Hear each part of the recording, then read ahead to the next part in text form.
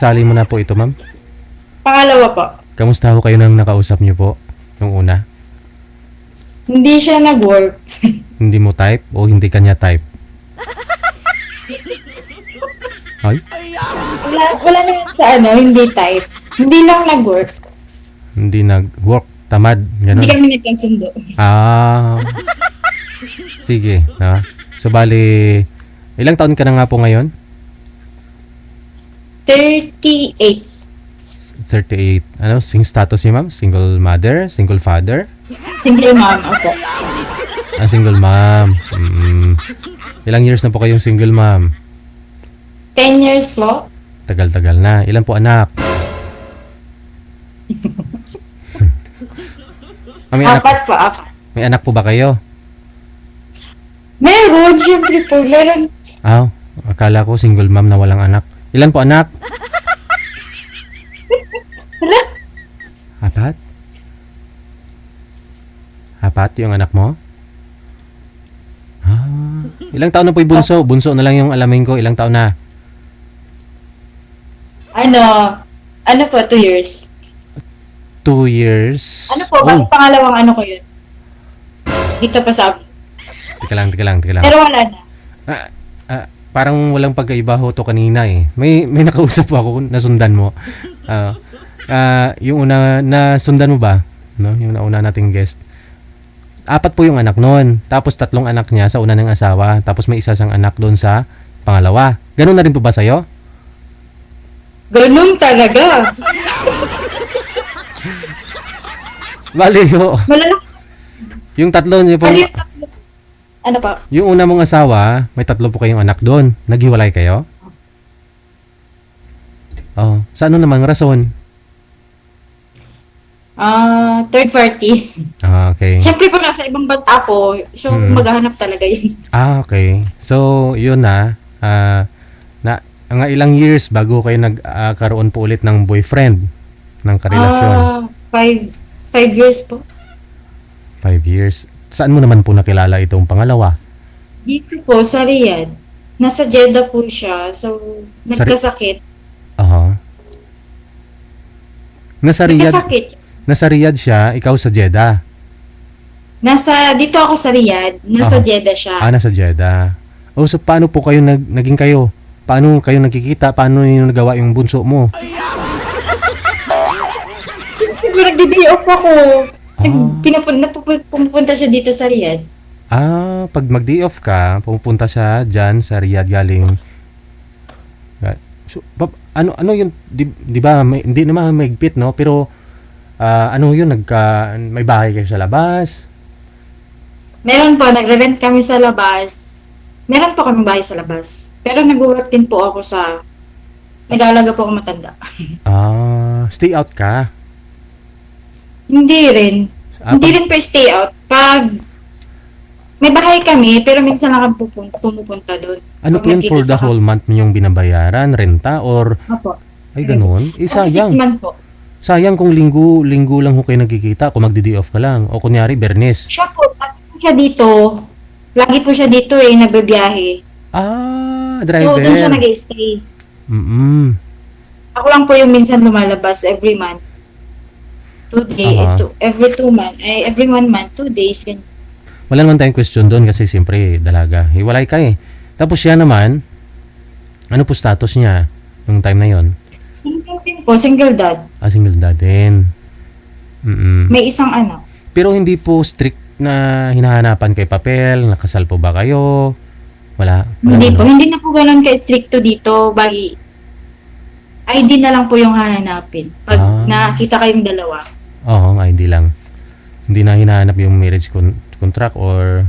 Di ba yung iba nagko-convert nga ng Islam para pakasal sila, no? Para magkaroon ng papel. Pero hindi na ganun yan ngayon, no? Depende na lang po kung takas ka, yun. Hahanapan ka talaga ng papel. Pero kami, meron naman kami papeles na yung kadama. I mean yung ikama ninyo. Opo, ikama namin. May ikama naman kami. Complete papers naman kami pag lumalabas. Okay. So yun na nga, nagkaroon po kayo ng anak ko dyan. Dyan mo po ba ipinanganak o dito sa Pilipinas? Hindi po, umuwi po akong Pinas. Mga ilang months na yung dyan mo the time?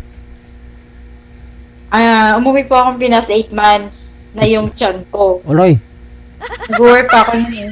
Oo. Pero nung nalaman mo ng amo mo, siyempre, ay, ba't ro, makitang siya ng taga-alaga ko, taga-buhat ko? Siyempre, may inalagaan kang matanda.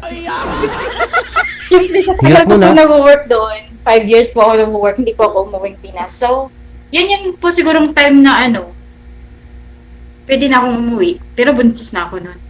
Siyempre, nagtaka yung yung mga kamag-anak mo dito sa Pilipinas. Sabi nila, ano po nangyari doon sa'yo sa abroad?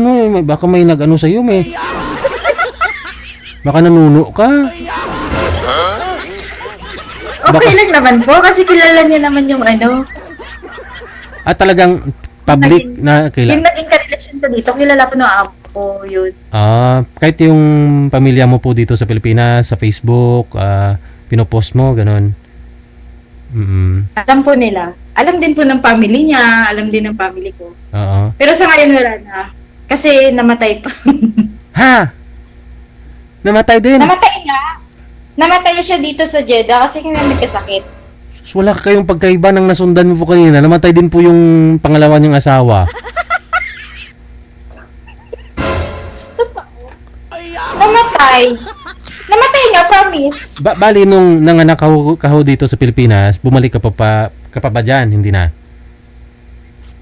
Bali yung namatay siya, di ba? Namatay siya. Andito pa ako. Kasi muna siyang umuwi ng Pinas. Kasi, syempre, mahirap. 3 months yun kasi naka-freezer siya. Oo. Bago ako umuwi ko muna siya. Hindi ka pwedeng sumabay. So, ibig sabihin, buntis ka that time? Buntis ka? Anong sakit? Anong kinamatay niya? Nagkasakit po, merong diabetes. So, nag-complicated po yung sakit niya. So, bata pa naman siya. Kidney siguro? Bata pa siya, pero ganun na yung sakit niya. Kasi Naglala. driver, yung problema ko kasi dyan, pag winter minsan siguro hindi uminom ng tubig, ganun, kung ano na yung mga fast food yung kinakain, no? Kung malayuan yung biyahe, no? Opo, malayo talaga. Malayo yung biyahe. Oo, malayuan yung biyahe nila yan. Malayo na nga eh. So yun pong mahirap, no? Siyempre, pag mainit naman yung panahon, siyempre yung mga soft drinks, yun, isa pa yun, no? Oo. Ay siguro, yun ang problema. Nagka-diabetes siya, meaning mahilig sa soft drinks, no? Kung summer, sobrang init to kasi. Ay, opo, sobra. Oo. So, komplikasyon na, pati yung kidney niya, bumigay na.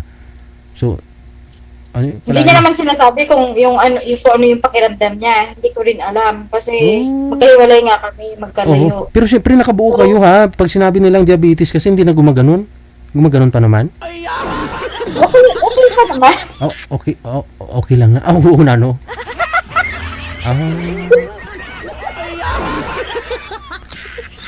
So, yun na nga po. Nung nauna ho siyang umuwi dito sa Pilipinas bago ikaw.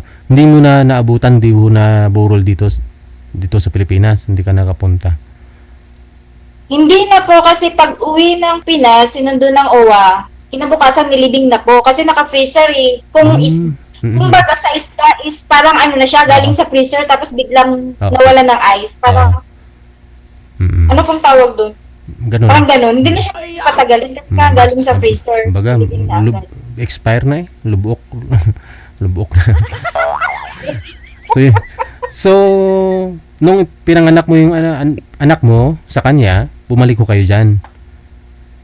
Opo, bumalik po ako. Siyempre, para ipagpatuloy, no? Anong year po kayo bumalik dyan? January. Nung January lang po ngayon to 2020. So, bali, kailan ho siya namatay? 2 years old pa lang po pala yung anak mo ngayon, no? 2022 siya namatay. Tapos, syempre na buntis pa ako, 23. 24 ako nanganak. So, stay pa ako sa Pinas bago ako bumalik. Same amo pa rin? Yun pa rin binalikan mo? Mabuti na lang, no? Tanggap ka pa rin nila, no?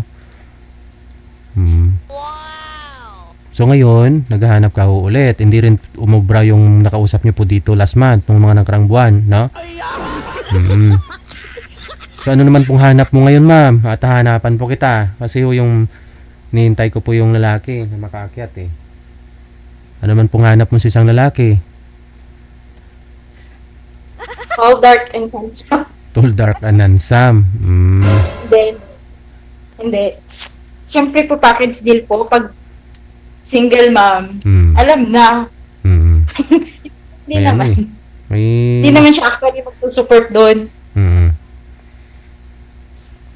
Magtulungan na lang, no? Lalo pat kung meron na rin siya mga anak. Ano? Kailangan ko lang din nakausap. Mm. O dyan ho, wala ho kayo naka-chatmate ulit dyan na driver.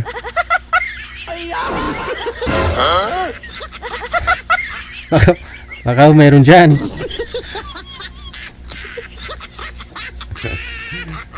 Standby ka ho, babalikan ho kita, no? Baba niyo po muna yung tawag, mama. Alright. Sige.